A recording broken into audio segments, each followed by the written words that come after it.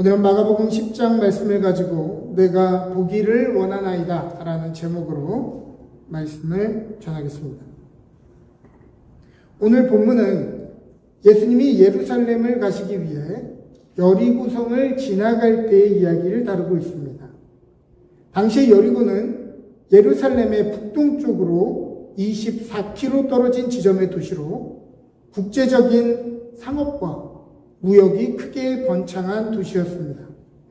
주 1세기 당시 여리고는 향기로운 성읍이라 불릴 정도로 오아시스와 아름다운 종려나무 숲이 있는 아름다운 경관을 자랑하는 관광지였다라고 기록하고 있습니다. 6월절이 되면 북쪽에서 내려오는 디아스포라 유대인들이 예루살렘 성으로 가기 위해 여리고성을 지나가는 것이 보통이었죠. 한번 그 장면을 상상해 봅시다.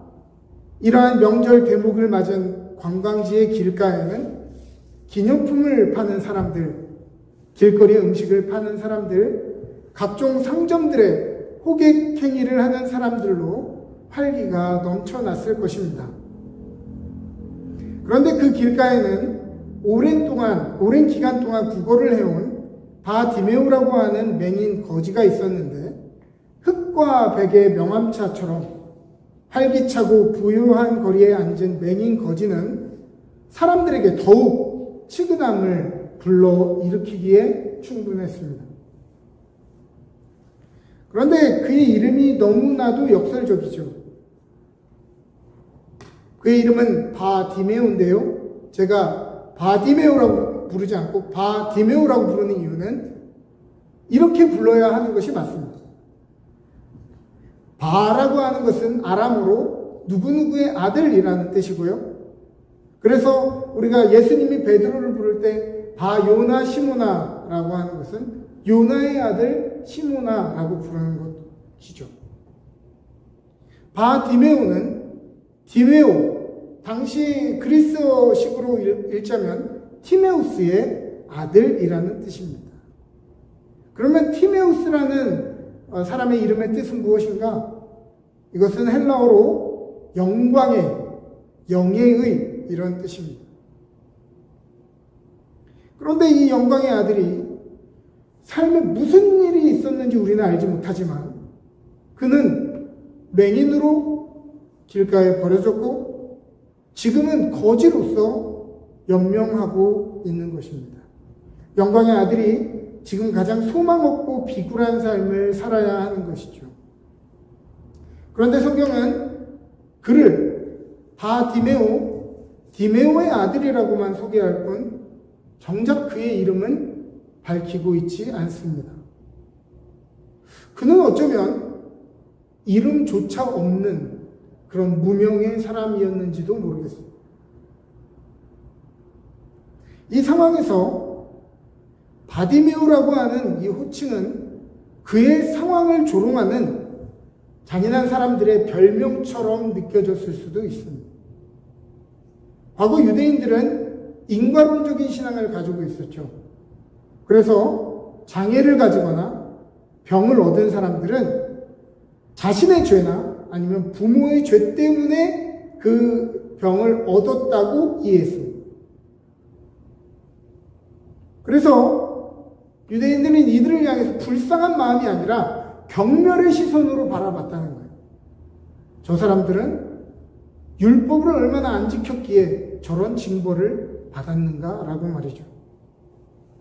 오늘날에도 소수의 몰상식한 부모는 자녀들에게 이렇게 가르칩니다.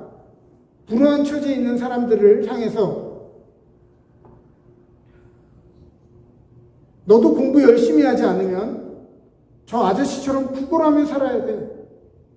이렇게 얘기할 때가 있죠. 혹시 여러분들이 그렇게 얘기하신 적이 있다면 부끄러워해야 합니다. 혹시라도 우리의 마음 가운데 이런 비슷한 마음이라도 있다면 그것이 정말 부끄러운 것임을 깨달아야 합니다. 그러면 이 당시에 부모들은 자녀들에게 뭐라고 가르쳤을까요? 이 바디메오를 보면서 손가락질하면서 이렇게 얘기했을 것입니다. 너도 율법을 열심히 지키지 않으면 저렇게 하나님에게 징벌을 받는 거예요. 너도 안식일을 최선을 다해서 지키지 않으면, 하나님 앞에 바른 제사를 드리지 않으면 너도 저렇게 벌을 받는다. 이러한 어떤 저주의 대명사로 그를 이용했을 것입니다. 사람들이 야 바디메오야 라고 부를 때마다 그는 가련한 자신의 비참하고 상반된 운명이 더욱 뼈저리게 느껴졌을 것입니다. 어쩌면 오늘 우리도 어떤 의미에서 바디메오인지도 모르겠습니다. 이전에 우리는 고향에서, 직장에서 촉망받는 사람이었고 능력 있는 사람이었고 또 이민을 올 정도의 용기와 재정이 있었다면 그래도 한국에서 괜찮은 재정을 가진 집의 사람들이었을 것입니다. 그런데 이곳에 살면서 과거의 허울만 남고 이곳에서 사는 삶이 하루하루 연명하면서 사는 것 같다라고 느껴질 때가 있죠. 과거의 수식어가 화려하면 화려할수록, 추억을 곱씹으면 곱씹을수록 오늘 이름 없이 노바디로 살아야 하는 우리 자신이 더욱 비참하게 느껴지는 것 말입니다. 그런데 나사렛 예수가 그 길 위를 지나가신다는 소식을 듣고 그는 큰 소리로 외칩니다. 그러나 그의 외침은 범상치 않아요. 다윗의 자손 예수여 나를 구원하소서. 여러분들은 이 외침이 이상하게 느껴지지 않습니까?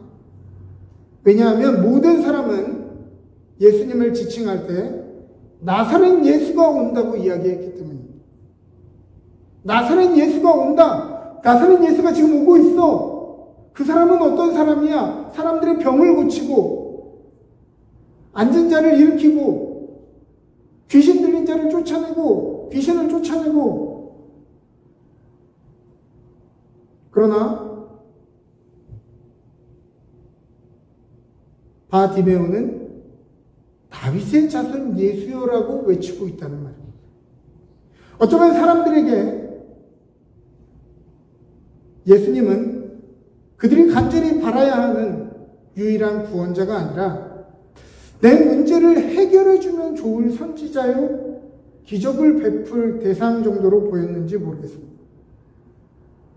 오늘날도 많은 사람들은 문제가 생기면 자기 나름대로 인터넷으로 설치 다 해보고 사람들에게 조언 다 구해보고 속 상할 대로 다 상한 다음에 그 다음에도 아무 일도 벌어지지 않으면 기도하라고 합니다. 처음부터 기도하는 게 아니에요. 처음부터 하나님 앞에서, 주님 앞에서 간절히 이 문제를 주님만이 해결할 수 있습니다라고 기도하는 사람은 정말 손에 꼽힙니다. 대부분의 사람들은 자기 방법대로 다 해보고 자기 지혜대로 해보고 사람들의 지혜와 사람들의 소문대로 다 해본 다음에 안 되면 기도합니다. 마치 나사렛 예수가 이곳에 온다라고 말했던 사람들처럼 우리가 믿는 믿음의 정도는 나사렛 예수를 믿는 정도의 믿음인지 모르겠습니다. 누구든 어떻게든 이 상황만 해결해 주세요.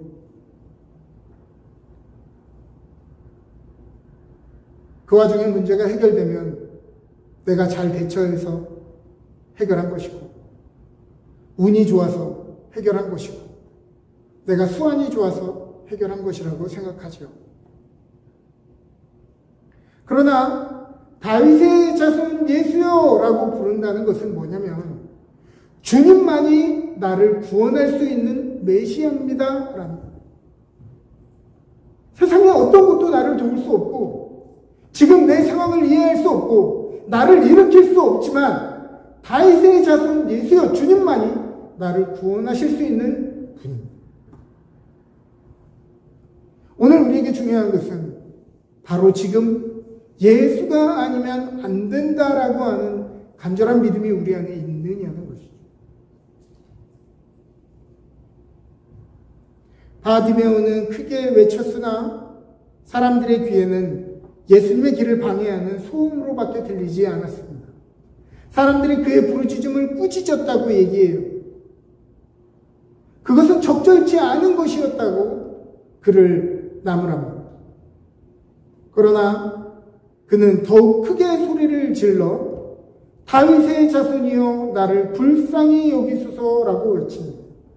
여기서 크게 소리를 외쳤다라고 하는 말은 데시벨을 높여서 다윗의 자손 예수여 나를 구원하여 주소서, 한 옥타브 올려서 다윗의 자손 예수여 나를 구원하소서 이렇게 얘기했다는 말이 아닙니다. 이 표현은 의성어입니다. 까마귀 같은 소리를 내었다라는 뜻입니다. 까마귀가 어떻게 울어요? 이게 무슨 말인지 모르는 시끄러운 외침. 그가 두 번째로 주님을 불렀을 때는 다윗의 자손 예수, 그 발음도 제대로 안 들었을 것입니다.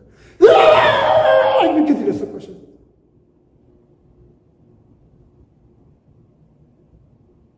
그가 발악하며 악쓰는 소리에 그 문장이 제대로 전달되었으니 만무하죠. 다른 사람들의 귀에는 시끄러운 까마귀 소리처럼 들렸는지 모르겠습니다. 그런데 생각해보면 지금 물에 빠져 죽는 사람이 살려주세요, 살려주세요 하는 사람이 있겠습니까? 물에 빠져 죽게 생겼으면 비명부터 지르고 보는 거죠. 할렐루야 이렇게 되는 것이죠. 말이 중요한 게 아니라 내가 지금 죽게 생겼다는 것을 어필하는 것이 중요한 것이죠.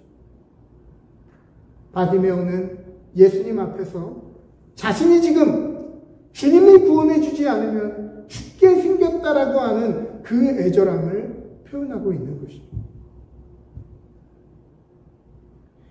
만약 오늘 여러분들의 삶 가운데 문제가 있는데, 아픔이 있는데, 두려움이 있는데, 영혼이 메마르고 가정이 깨어지게 생겼는데 여러분들 점잖게 기도하고 계십니까? 그때는 우리가 점잖게 주님의 이름을 부를 때가 아니라 비명을 지르며 주님의 도우심을 구해야 하는 때인 것입니다. 사람들이 이렇게 얘기합니다. 나는 조리 있게 기도를 잘 못합니다. 뭘 말해야 될지 모르겠어요. 우리가 무엇을 기도하는지가 중요한 것이 아닙니다. 주님이 그 기도를 들으시게 하는 것이 중요한 것입니다. 이 말이 이해되세요? 우리가 어떤 내용으로 주님께 기도해야 주님이 그걸 듣고 그래 합리적인 기도를 하는군 하면서 들어주시는 게 아니라 우리가 비명을 지르며 주님을 찾을 때에 주님이 그 음성을 들으시는 게 중요하다는 거죠. 그러면 주님은, 우리는 말이 답답해가지고 말도 나오지 않고 눈물만 나오고 한숨만 나오는 그 기도도 아니죠. 그 울음을 주님은 어떤 의미인지 이해하시고 응답하신다는 거예요.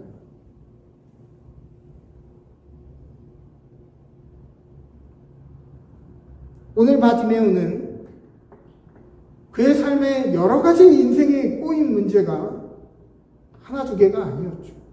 그가 만일 예수님 앞에서 기도를 명료하게 하고자 했다면 얼마나 많은 내용의 간청을 해야 됐는지 모르겠습니다. 그러나 지금 바디메오에게 그것은 중요한 게 아니에요. 지금 내가 죽게 생겼다는 거예요. 지금 예수님께서 나의 삶을 만져주시지 않으면, 주님께서 나를 치료해주시지 않으면 나는 죽게 생겼다라고 하는 말인 거예요. 문장이 아니라 비명으로 주님을 부르고 있는 것입니다.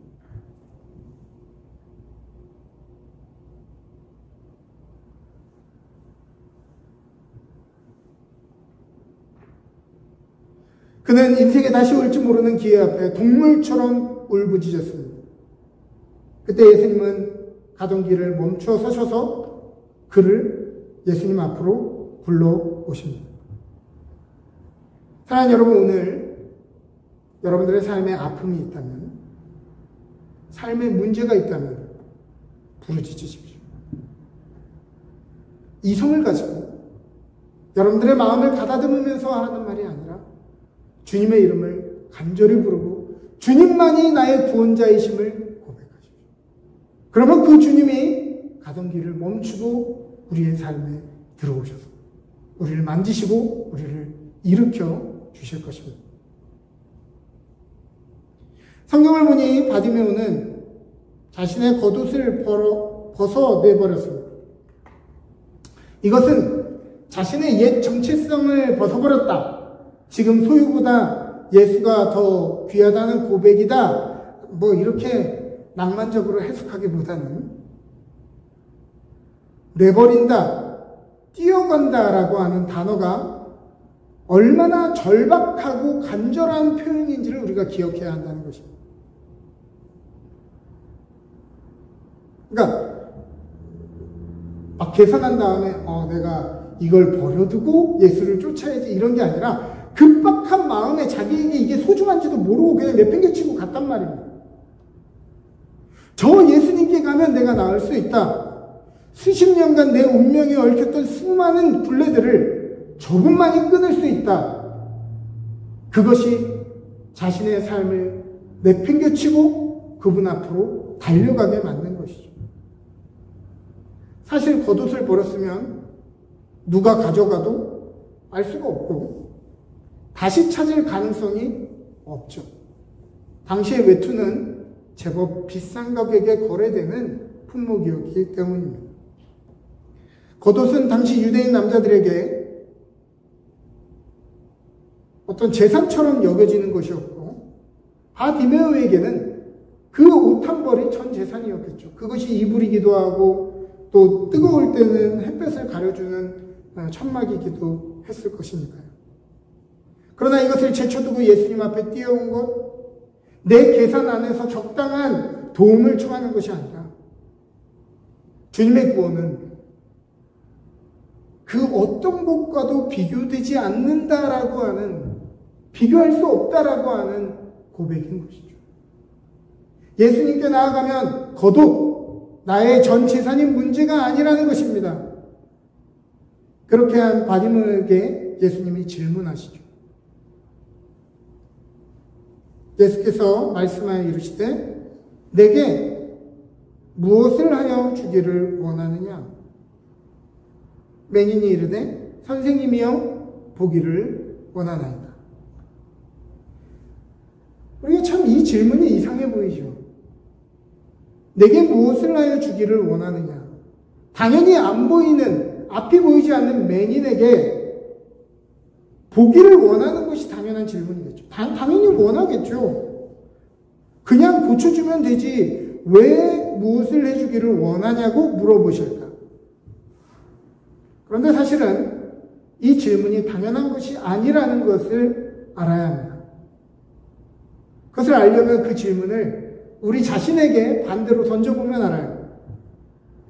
만일 지금 당장 하나님이 여러분 가운데 나타나셔서 내 소원 하나를 들어주겠다 하시면 여러분들은 뭘 이야기하시겠어요? 소원 하나를 들어주겠다. 지금 당장 말하라. 지금 아니면 안 된다. 뭐 말하시겠어요? 자, 저와 같은 수준의 사람들이라면 이 생각을 하셨을 것입니다. 로또 1등 되게 해주세요. 지금 눈이 안 보이고 거지 생활 하지만 로또만 1등 되면 눈은 안 보이지만 그래도 사람들의 보호를 받으면서 살 수 있지 않겠어요? 자, 근데 동시에 여러분들이 저와 비슷한 수준의 사람이라면 이 생각을 이어서 하셨을 것입니다. 로또 1등이 여러 명이 타면 얼마 안 되는데 그럼 얼마 금액을 정해야 되나? 사랑하는 여러분, 이것이 우리들의 수준입니다. 정말 너에게 원하는 것이 무엇이냐, 내 소원이 무엇이냐 물어보시면 우리는 주저하게 됩니다. 왜냐하면 간절하지 않기 때문입니다. 간절하다면 그것은 다른 것과는 바꿀 수 없는 정말 중요하고 긴급한 것이겠죠. 예를 들어 우리의 자녀가 불치병으로 죽게 생겼다. 그러면 부모인 우리의 기도 제목이 뭐가 되겠어요?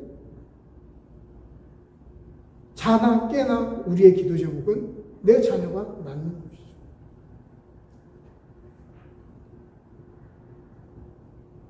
고민하지 않고서 당장 말할 수 있죠. 왜냐하면 평생 동안 그것을 나의 소망으로, 나의 간절한 바람으로 가졌기 때문입니다. 오늘 여러분들의 삶에 그러한 간절한 바람을, 여러분들의 삶의 존재를 흔들 만한 간절한 바람이 뭐냐는 거예요.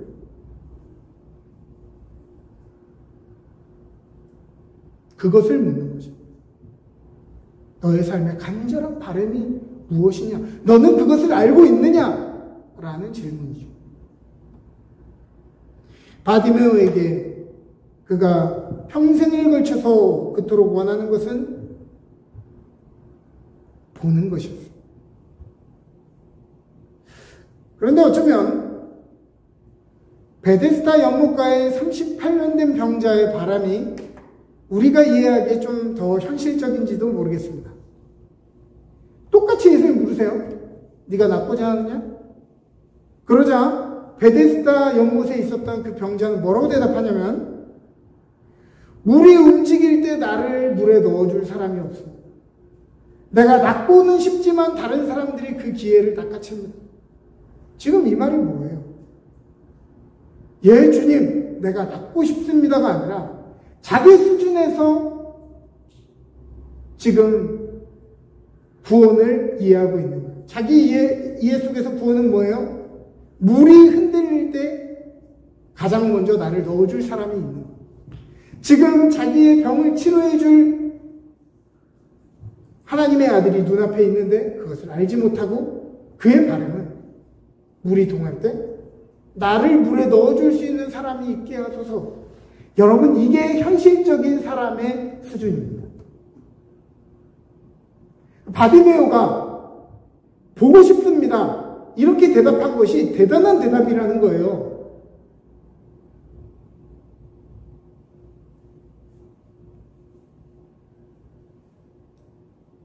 다시 저의 수준으로 돌아가서 제가 만일 맹인 거지였고 바디메오의 상황이었다면 저는 이렇게 외쳤을지 모르겠습니다. 주여! 한 푼 줍시오.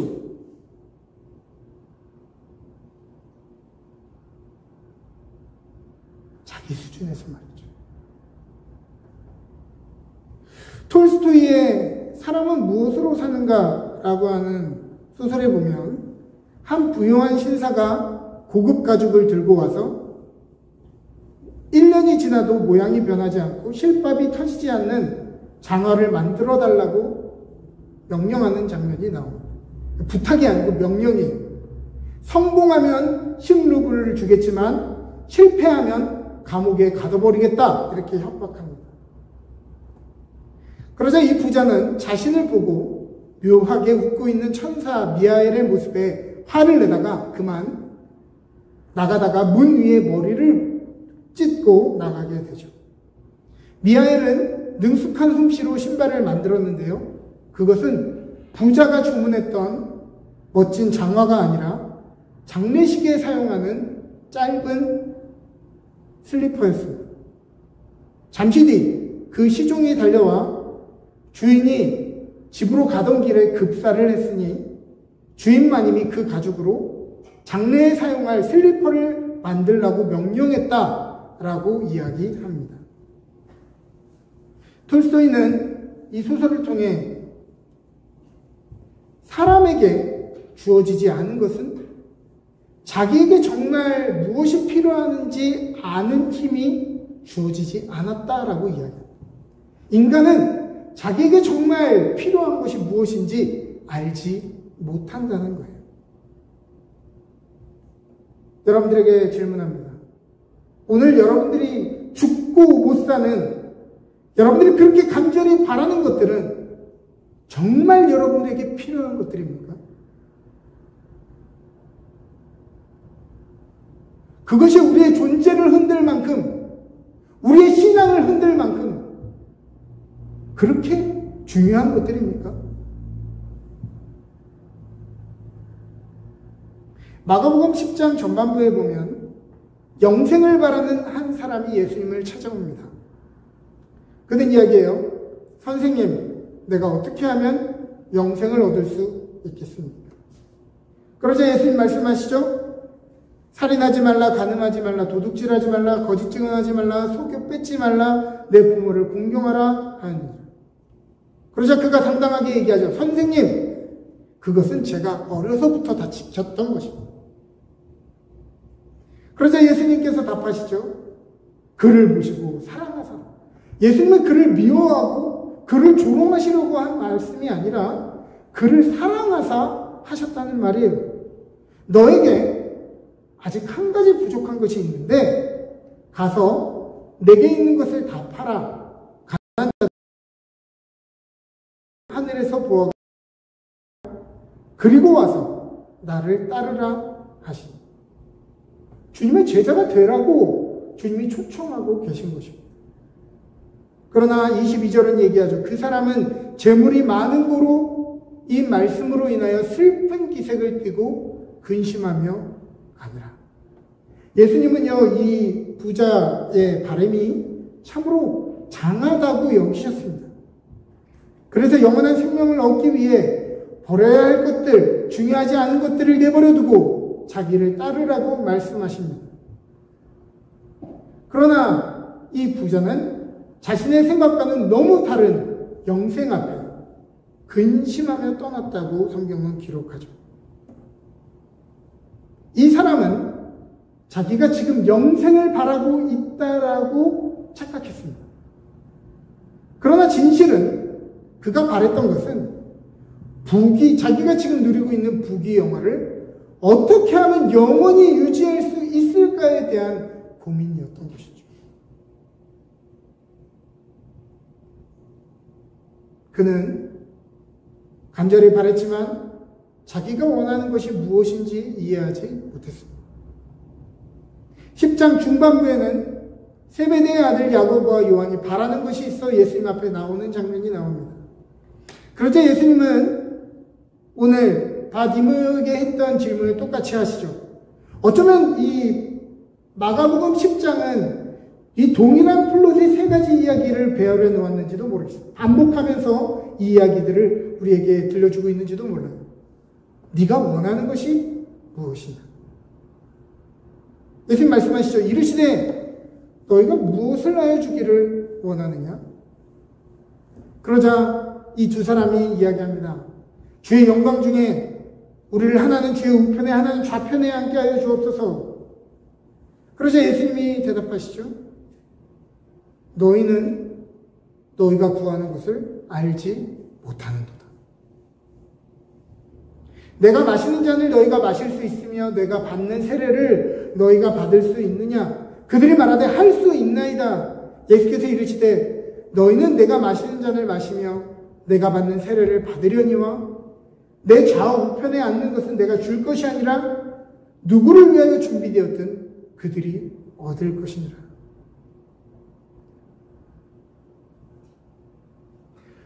그들이 사실 바랬던 예수님의 우편과 좌편은 사람을 호령하며 권력을 주무르는 자리가 아니라 주님을 따르며 고난의 잔을 마시는 자, 섬김을 받는 자가 아니라 섬기는 자가 앉게 되는 자리라고 이야기하신 것이죠.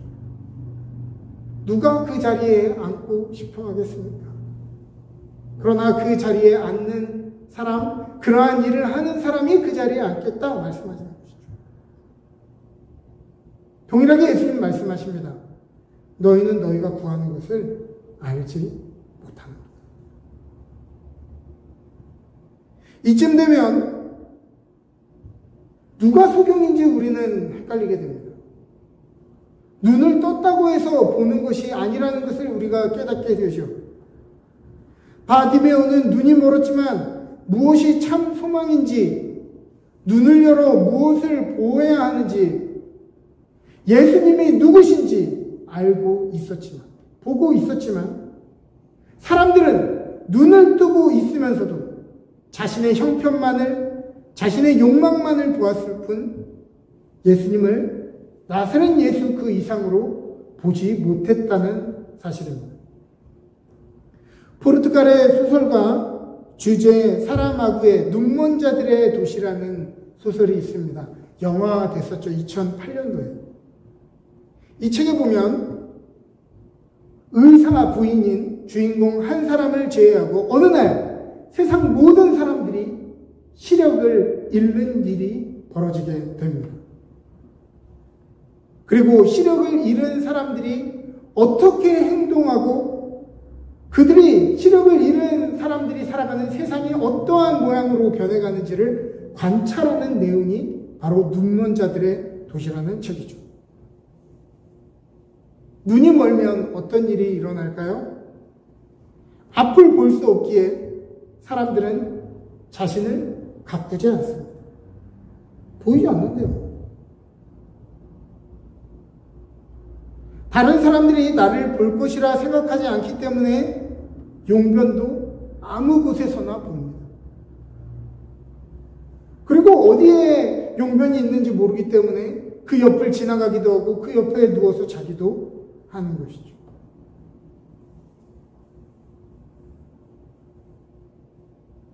사람들은 아무도 나를 보지 않을 것이라 생각하기 때문에 자신의 마음 가운데 느껴지는 대로 동물적인 감각대로 마음대로 살아갑니다. 범죄하는 성적인 범죄를 저지릅니다. 아무도 보지 않을 것이라고 생각하기 때문에 암흑 속에서 감각에 의존한 동물처럼 살게 되죠. 그러나 이 책의 마지막에 가면 다시 사람들이 시력을 되찾게 됩니다. 그러나 사람들의 삶은 시력을 잃었을 때와 삶과 크게 달라지지 않았죠. 주인공은 다음과 같이 이야기합니다. 나는 우리가 처음부터 눈이 멀었고 지금도 눈이 멀었다고 생각해요. 볼 수는 있지만 보지 않는 눈먼 사람들이라는 거죠. 사랑하는 성도 여러분, 우리도 눈을 뜨고는 있지만 정작 보아야 하는 것은 보지 못하는 눈먼 사람들로 살고 있지는 않습니다. 정말 우리에게 필요한 것은 눈을 열어 안 보이는 줄 알고 살았던 죄악의 더러운 우리의 인성의 추악함을 깨닫는 것 아닐까요? 무엇이 진정 가치 있는 것이며 무엇이 영원한 것이며 무엇이 참 아름다운 것인지 알 수 있는 능력 아닐까요? 바디메오는 눈이 멀었지만 예수님이 그리스도인 줄 알아보았습니다. 또한 그가 그토록 바랬던 보는 것의 헬라어 단어는 아나블레토입니다. 아나는 위를 향해 upon이라는 뜻이고요. 또 볼레포나는 본다는 뜻이죠. 직역한다면 그가 말하는 것은 단순히 눈을 뜨는 것, 시력을 회복하는 것이 아니었다는 것입니다. 세상의 아름다움을 다른 사람같이 일상을 회복하는 시선을 다시 회복하겠다는 말이 아니죠. 도리어 이 말은 나의 눈을 떠 주님을 우러러 보고 싶습니다 라는 요청인 것입니다.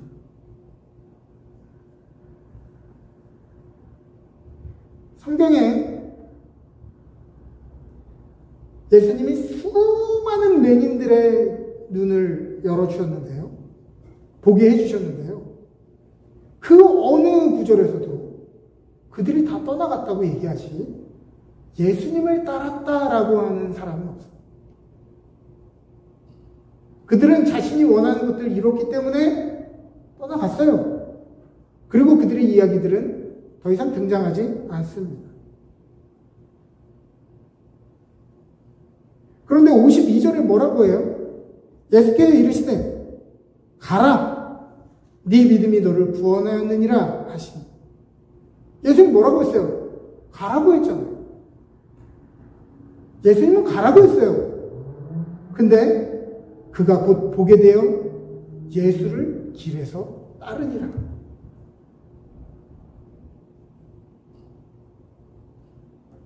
그가 구했던 내가 보기를 원하나이다 라고 하는 이 표현이 단순히 내가 눈을, 시력을 회복하길 원합니다가 아니라 내가 눈을 들어 하나님의 거룩하심을, 우리를 위해 고난받으시는 메시아를 우러러보고 싶습니다.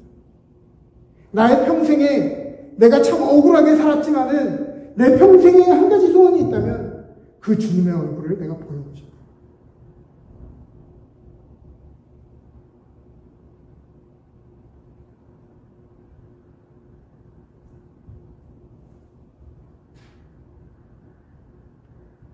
사랑하는 여러분, 어쩌면 우리는 눈을 뜨고 있다고 해서 다 보는 것이 아니고 갈망이 있다고 해서 정말 필요한 것을 갈망하고 있는 것도 아닐지 모릅니다.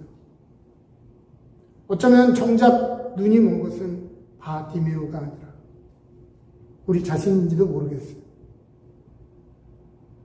그렇다면 우리는 이렇게 기도해야 합니다. 본다는 것이 뭔지도 모르고 보고 있다고, 알고 있다고 생각하는 교만으로부터, 눈이 멀어 감각적으로 사는 삶이 내 인생의 전부인지 아는 무지로부터, 다윗의 자손 예수여 나를 불쌍히 여기소서, 내가 보기를 원하나이다. 지금 우리 함께 기도하겠습니다.